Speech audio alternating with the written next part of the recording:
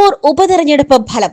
സംസ്ഥാനത്തെ രാഷ്ട്രീയ മുന്നണി സമവാക്യങ്ങൾ തെറ്റിക്കും വിധം മാറ്റങ്ങൾ സംഭവിക്കുമെന്ന് INL. ജമാഅത്തെ ഇസ്ലാമി പോലുള്ള സംഘടനകളുമായി ഉണ്ടാക്കിയ ചങ്ങാത്തം UDF കക്ഷികളെ ശിഥിലമാക്കുമെന്നും INL സംസ്ഥാന ജനറൽ സെക്രട്ടറി ഖാസിം ഇരിക്കൂർ പറഞ്ഞു. അടിയന്തരാവസ്ഥയിലും ബാബറി ധ്വംസനത്തിന് ശേഷവും കോൺഗ്രസ് നേതൃത്വം നിരോധിച്ച ജമാഅത്തെ ഇസ്ലാമിയെയാണ് കോൺഗ്രസും ലീഗും ഇപ്പോൾ വെള്ളപൂശുന്നത്. വിദ്യാർത്ഥി വഞ്ചനക്കെതിരെ ജനകീയ വിചാരണ എന്നുള്ള പേരിൽ വരുന്ന 16-ാം തീയതി തിങ്കളാഴ്ച വൈകുന്നേരം 4 മണിക്ക് ഫ്രട്ടേണിറ്റി മൂവ്മെന്റിന്റെ സംസ്ഥാന നേതാക്കളും വിദ്യാഭ്യാസ മേഖലയിലെ ഉത്തരവാദപ്പെട്ട ആക്ടിവിസ്റ്റുകളും അതുപോലെ തന്നെ വിചക്ഷണന്മാരും ഒക്കെ പങ്കെടുക്കുന്ന ഒരു ജനകീയ വിചാരണ സദസ്സ് നിലമ്പൂരിൽ വെച്ച് ഞങ്ങൾ സംഘടിപ്പിക്കുകയാണ്. ആ സദസ്സിലേക്ക് ഈ നാട്ടിലെ എല്ലാ വിദ്യാർത്ഥി യുവജനങ്ങളെയും അതുപോലെ എല്ലാ ജനാധിപത്യ വിശ്വാസികളെയും ഞങ്ങൾ ക്ഷണിക്കുകയാണ്.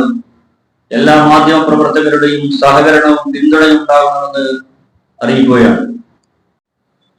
തിരുവനന്തപുരം ജില്ലയിലെയും പത്തനംതിട്ട ജില്ലയിലെയും ഇടുക്കി ജില്ലയിലെയും കോട്ടയം ജില്ലയിലെയും ഒക്കെ ജീവിച്ചുകൊണ്ടിരിക്കുന്ന ഈ രാജ്യത്തെ പൗരന്മാർ എങ്ങനെയാണോ ഈ സംസ്ഥാനത്തിന്റെ ഖജനാവിലേക്ക്, സംസ്ഥാനത്തിന്റെ വരുമാനത്തിലേക്ക് അവർ അവിടെ നിന്ന് നികുതി നൽകുന്നത്, സമാനമായ അർത്ഥത്തിലോ അതിനപ്പുറത്തേക്കോ ഉള്ള വലിയ അർത്ഥത്തിൽ മലപ്പുറം ജില്ലയിലെ സാധാരണക്കാരായ മനുഷ്യർ ഈ സംസ്ഥാനത്തിന്റെ ഖജനാവിലേക്ക് നികുതിയായി വരുമാനം നൽകിക്കൊണ്ടിരിക്കുന്നുണ്ട്.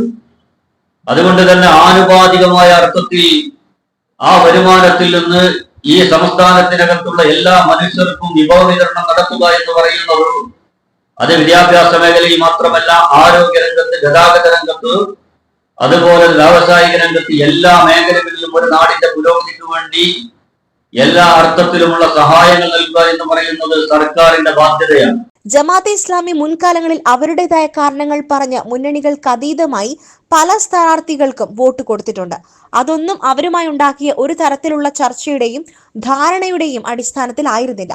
എന്നാൽ ഇപ്പോൾ UDFന്റെ വാർ റൂം അടക്കം വെൽഫെയർ പാർട്ടി നിയന്ത്രിക്കുന്ന തരത്തിലാണ് പുതിയ ബാന്ധവം. സെയ്ദ് സാഹിബിനെ ലീഗ് നേതൃത്വം തീവ്രവാദിയാക്കി പാർട്ടിയിൽ നിന്നും പുറത്താക്കുവാൻ ചമച്ച ആരോപണങ്ങളിൽ ഒരെണ്ണം സെയ്ദ് സാഹിബ് ജമാഅത്ത് ഇസ്ലാമിയുമായും മാധ്യമം പത്രവുമായും സഹകരിക്കുന്നു എന്ന പേരിലുള്ളതായിരുന്നു.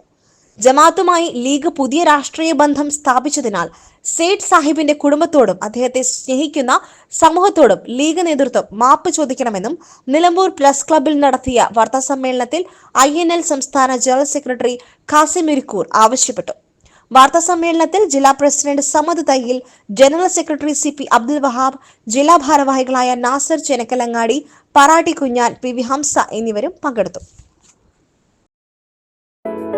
Gold, pure gold. SS group Nilambur.